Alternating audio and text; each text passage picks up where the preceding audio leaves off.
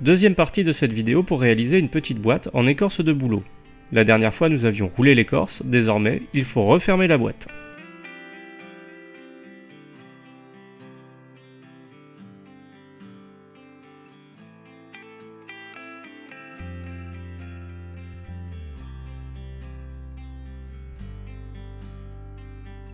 Après avoir confectionné un cylindre d'écorce que l'on a cousu avec de la ficelle, on a cherché à égaliser les bords. Désormais, il va falloir sculpter deux petits bouchons qui vont venir de chaque côté.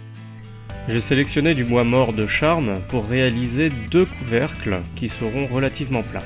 Même si le gabarit de la branche que vous avez récoltée va approcher celui de votre boîte, il sera de toute façon nécessaire de pouvoir sculpter le bouchon pour qu'il puisse s'imbriquer correctement. Il s'agira donc littéralement d'arrondir les angles pour être sûr que le bois puisse s'incruster dans la boîte. Le couvercle du fond de la boîte devra être fixe, on peut donc essayer de forcer un petit peu pour être sûr qu'il reste en place une fois que l'on aura scié la branche.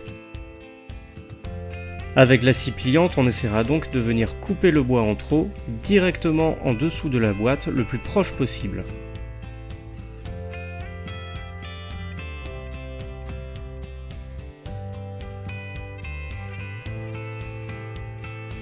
Au moment d'insérer la rondelle de bois qui servira de fond à la boîte, il faut juste s'assurer que l'écorce à l'intérieur n'est pas pliée, ce qui pourrait endommager l'ensemble.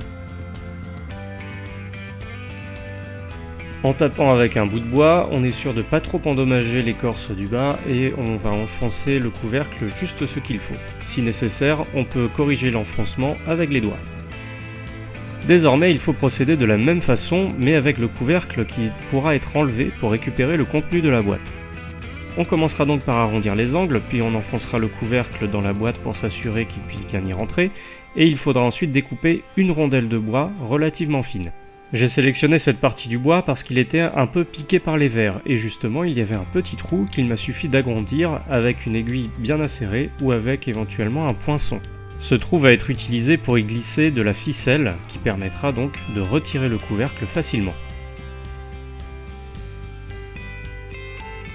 Une fois le trou suffisamment agrandi, il suffit d'y glisser de la ficelle de paracorde et de réaliser un petit nœud du côté qui sera à l'intérieur de la boîte. De cette façon, on pourra tirer sur la boucle de paracorde pour enlever le couvercle. Si le couvercle est encore difficile à rentrer, il se peut qu'il nécessite une petite correction. On reprend le couteau et on recommence à tailler les angles pour que son insertion puisse être faite facilement.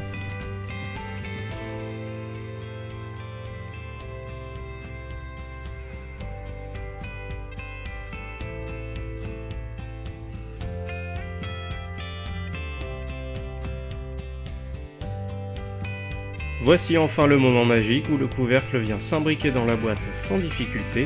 Il suffit de forcer un tout petit peu pour fermer la boîte de façon quasiment imperméable.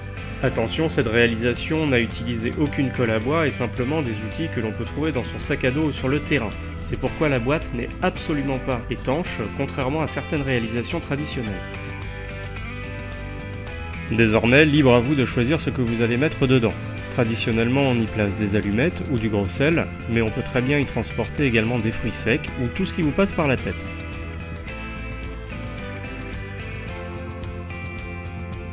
Voici donc comment on peut réaliser une petite boîte en écorce de bouleau, simplement avec les outils qu'on trouve sur le terrain ou dans le sac à dos, et en l'espace d'environ 1 heure.